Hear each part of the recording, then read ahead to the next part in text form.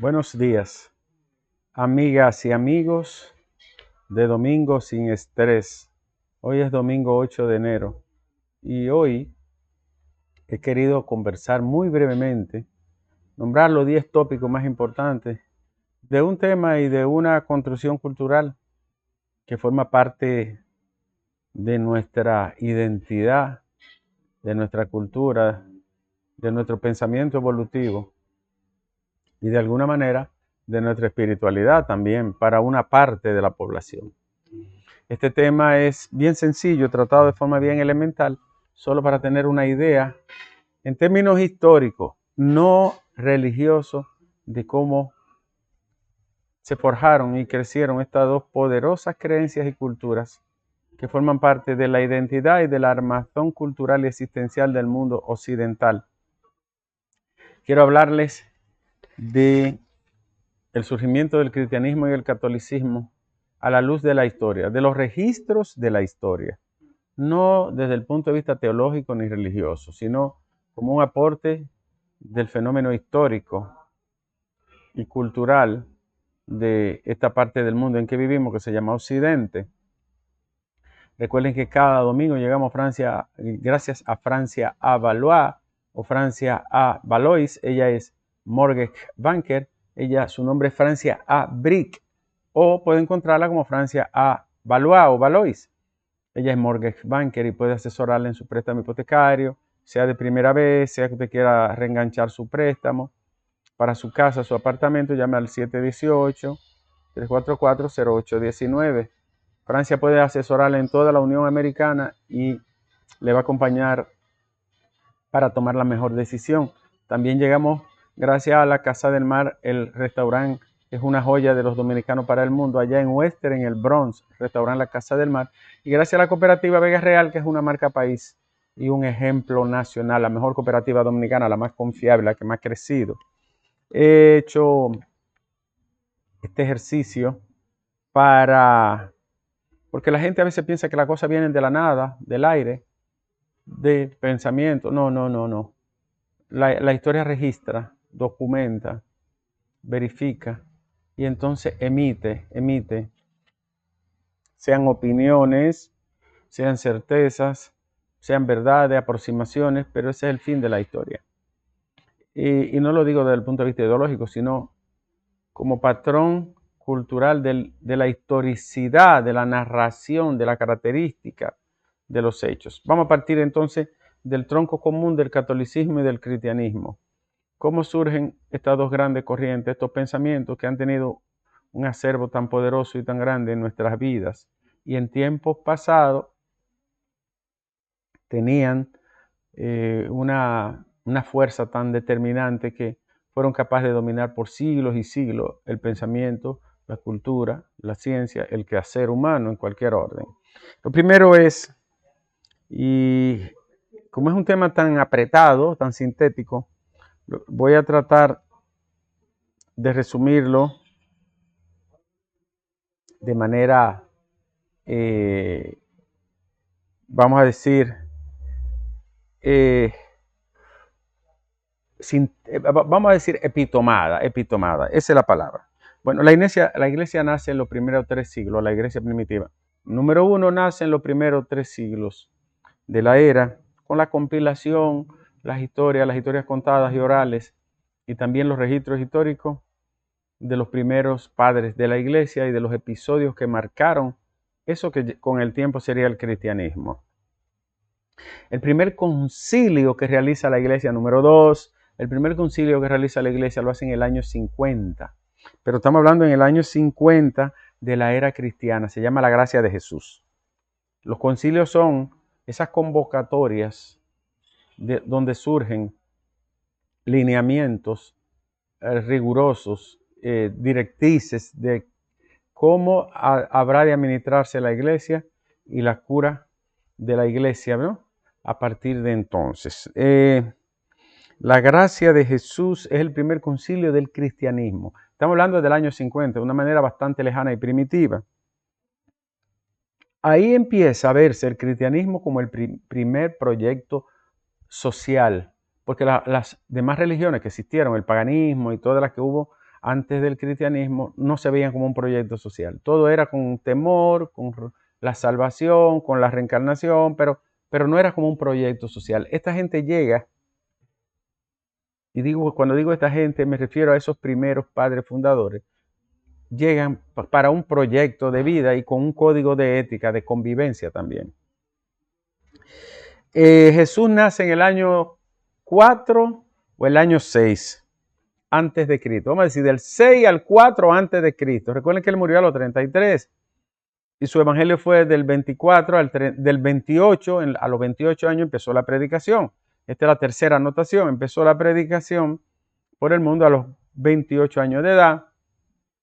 Si sumamos 2, 30, 33 años, si serían, es decir, de 4 a 6 años fue lo que marca en tiempos del nacimiento de Jesús. Del siglo 4 al 6, perdón, se contaba de acá para allá, de mayor a menor, del 6 al 4 antes de Cristo. Era el tiempo en que Herodes era gobernador de Judá, Herodes. Pero era el periodo en que había llegado Augusto, el emperador. El primer emperador romano surge en la misma época que llega Jesús. Porque recuerden que Augusto dominó del año 27 antes de Cristo, cuando se declara dueño de la potestad y autoridad y potestad total, legibulus solutus, legislación total sobre una persona, imperatum, que es el emperador. Entonces, Augusto, el primer emperador y el que más perdura en el gobierno del imperio, del año 27 a.C. al año 14 de la era cristiana. Es decir, que Augusto tuvo, en la época del nacimiento, sea el siglo 6 o el siglo 4 antes de Jesús, hasta los 14 años después de Cristo. O sea que cuando Augusto terminó su mandato, Jesús tendría, si contamos que eran 6 y 14, 20 años de edad. Tenía Jesús cuando gobernó Augusto, el gran emperador. En ese orden de cosas, él es bautizado, Jesús es bautizado en el año 28. Yo dije que empezó su predicación, no. A él lo bautiza Juan Bautista en el año 28 aproximadamente de la era cristiana. Recuerden que Juan el Bautista está muy ligado históricamente a dos personajes, pero sobre todo a uno, Policarpio. Policarpio fue alumno de Juan el Bautista. ¿Y quién fue Policarpio? Policarpio de Esmirna fue uno de los primeros cristianos que crucificó el imperio. No lo crucificó, lo quemó vivo. Lo llevaron a la hoguera, que era una forma de muerte indigna. Lo quemaron vivo a Policarpio. Y no para que renunciara del cristianismo, porque la religión del imperio era el paganismo, que era adorar muchísimo a Dios, era politeísta. En el año en que se da el bautismo, ya ocurre 14 años después de Augusto, que Augusto gobernó hasta el 14 de la era cristiana. ¿Quién estaba en el año 28? Tiberio. Tiberio César. ¿Quién es Tiberio? El padre Calígula. Fíjense cómo se van encadenando los hechos. Tiberio está en el año 28. Los 4 evangelios, número 5. Los 4 evangelios se escriben entre el año 40 y 60 de la era cristiana. 40 y 60 de la era cristiana. Es en el año 60 donde se da las 2 grandes crucifixiones de 2 grandes figuras del cristianismo, la de Pedro y la de Pablo. En esa década del 60 al 70. Año 64, año 65, en que sale Nerón del poder, como todos sabemos, ¿no? Bueno, las 12 apóstoles, el tema de la escogencia de Jesús por los 12 apóstoles es para refrendar las 12 tribus de Israel. Número 6, 12 apóstoles, 12 tribus de Israel. Quiero decirle algo más al respecto sobre esa parte número 5. El primer emperador que le da licencia al judaísmo, ¿no? Entonces, licencia dentro del imperio, era un emperador tolerante, Julio César.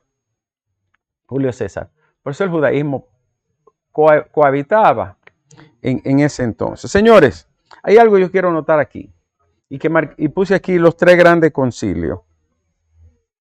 Los tres grandes cismas, o sea, la iglesia se divide en los primeros 2 siglos también. En el año 144 después de Cristo, se da la primera división por diferencias, por interpretaciones. Luego, en el año 318, con Arrio, que tiene que ver con el arrianismo, que luego se convierte en una herejía. La otra que escribí fue la del 451. Pero la cima grande que se da en la iglesia, la división grande, en el año 1054, que es la cima este-oeste, oriente-occidente. Ahí es que se produce la gran división. Ahora, esas 4 cismas que yo he dicho, la del 141, la del 318, la del 451 y la del 1054, son divisiones que se van dando, grupos que se dividen dentro del mismo cristianismo. El gran estremecimiento se produce en el año precisamente en que se publican las 95 tesis de Martín Lutero. Y Martín Lutero lo hace colgando en la puerta de Gutenberg las 95 tesis en el año 1517. Esa es la gran división, porque no solo es una división interior, sino que se separa entre una parte que protesta, llamado protestantes o reformistas, y la otra parte que queda del catolicismo. Las razones por las que se produce la división con Martín Lutero ya ustedes la conocen, pero fue en 1517, estamos hablando del siglo XVI, muy próximo a nosotros. Antes de eso hubo muchas divisiones. La otra parte que quería decirles sobre esto es que esos cismas que se dieron, el de Marcio en el 100, lo repito porque eso va cimentando lo que será la zapata sobre la que se va a construir la iglesia. Los cismas fueron 144, 318, 451, 1054 y llegó Martín Lutero 1517. Agosto de 1517 en Gutenberg.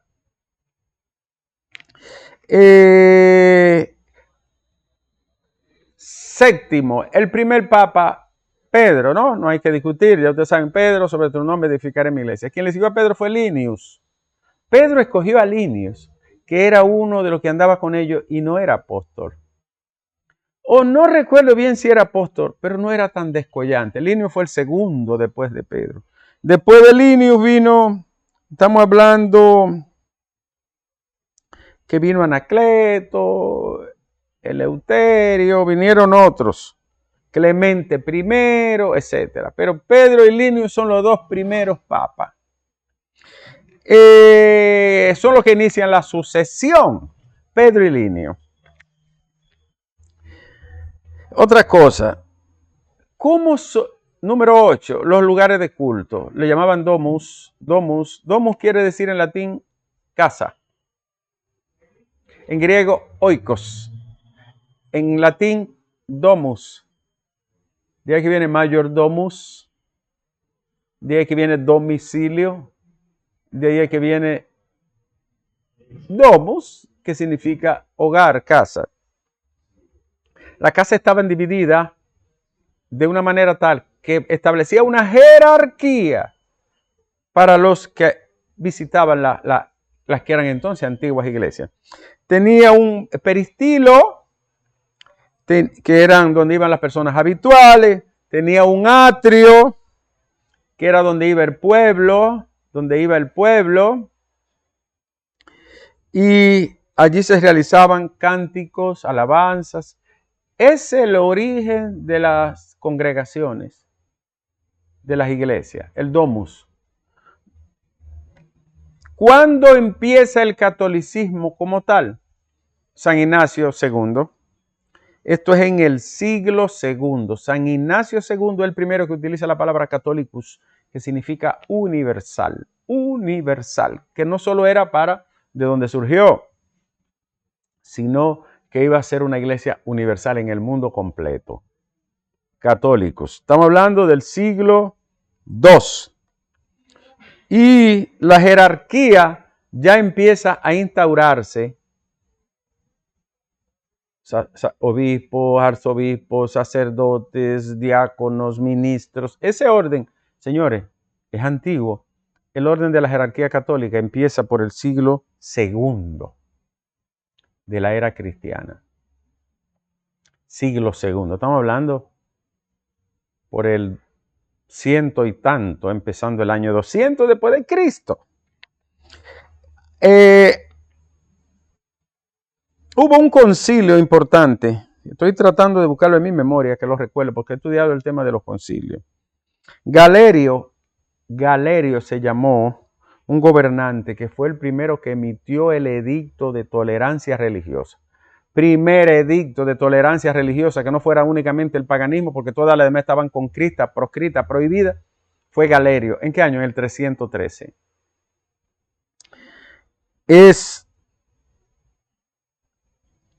En el fin de la Pascua del 313, él da esa libertad.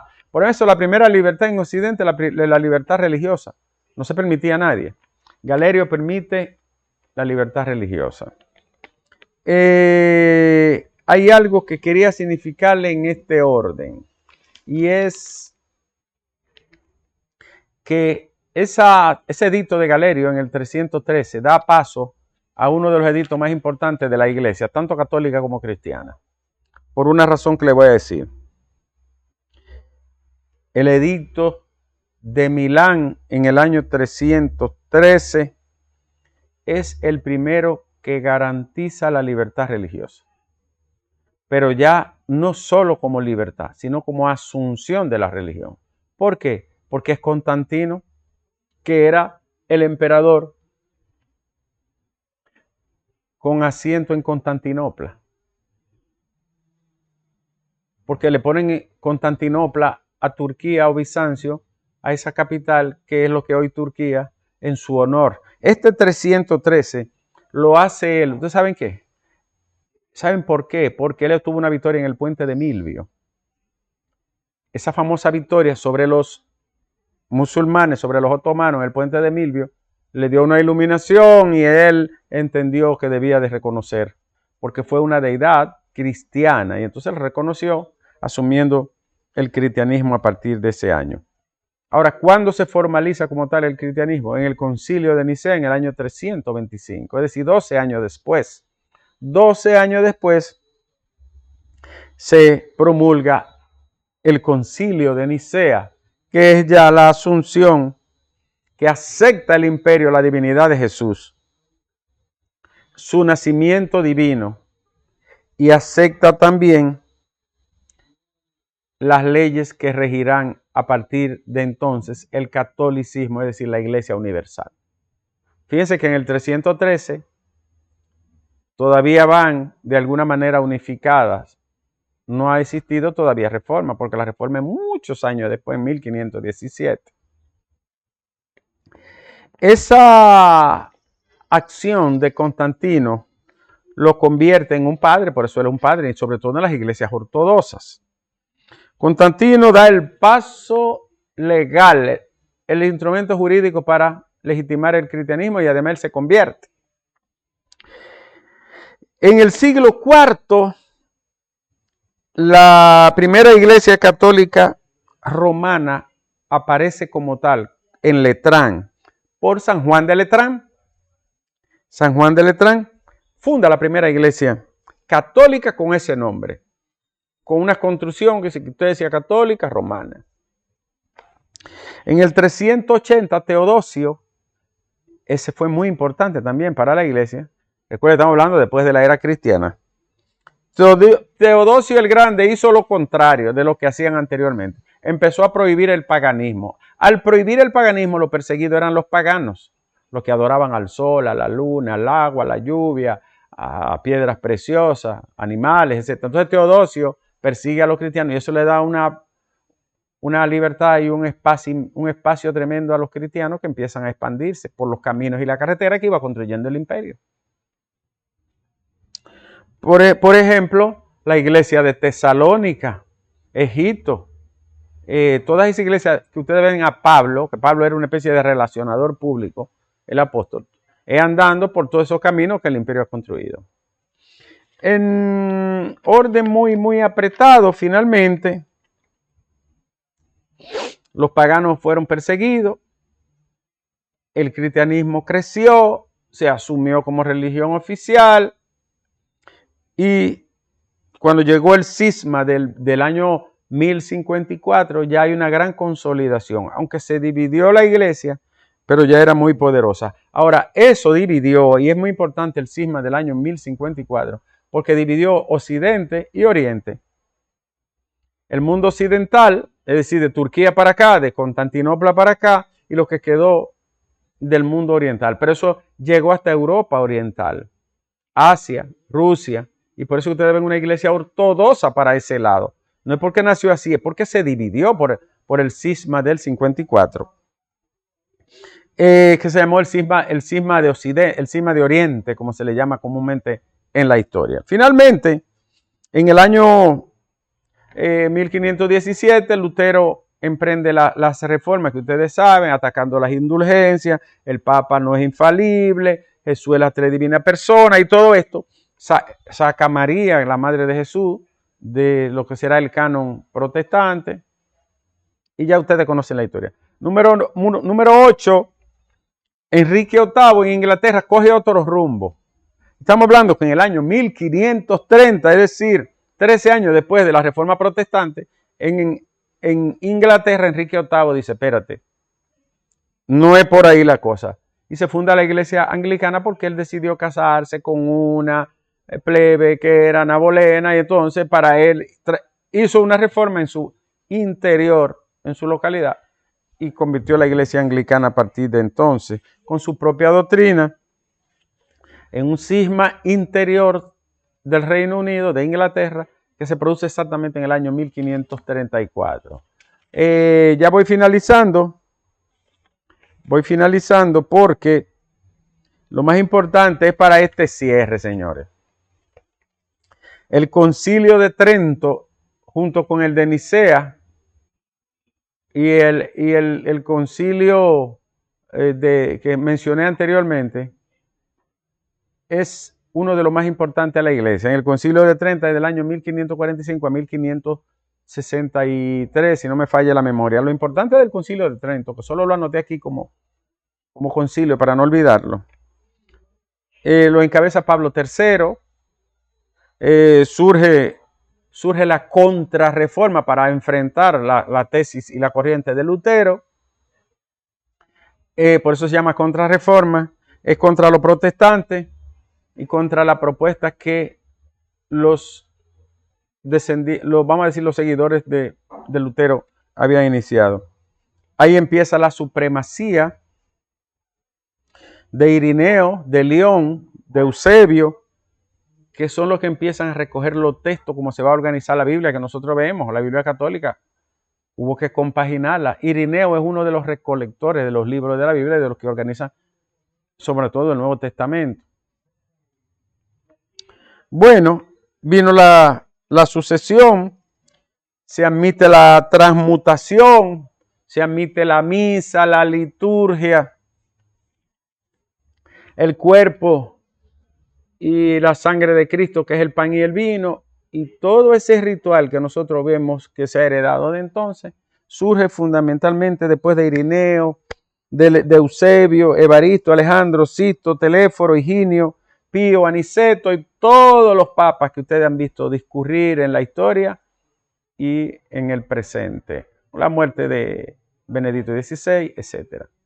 Así es que surge históricamente la base, el basamento, la zapata poderosa de esa tremenda institución que es la iglesia. Fíjense que no he hablado de si creo, de si no creo, solamente he hecho el esfuerzo de la historia. me confieso siempre, se lo digo a la gente porque me lo preguntan constantemente, yo no soy agnóstico, yo no soy ateo, pero soy arreligioso. Yo no creo en religión, en la forma en cómo se presentan, y creo que son invenciones muy humanas. Le agradezco mucho que hayan compartido este Domingo Sin Estrés de hoy. Gracias Francia A. Brick o Francia A. Valois o Valois. Ella es Mortgage Banker. Llámela al 718-344-0819. Ella le asesora en su préstamo hipotecario, el que usted necesite para su casa o su apartamento. Gracias al restaurante La Casa del Mar, una joya de restaurante de los dominicanos para el mundo. Y muchas gracias a la cooperativa Vega Real, una marca país y un ejemplo nacional. Nos vemos mañana lunes, Dios mediante.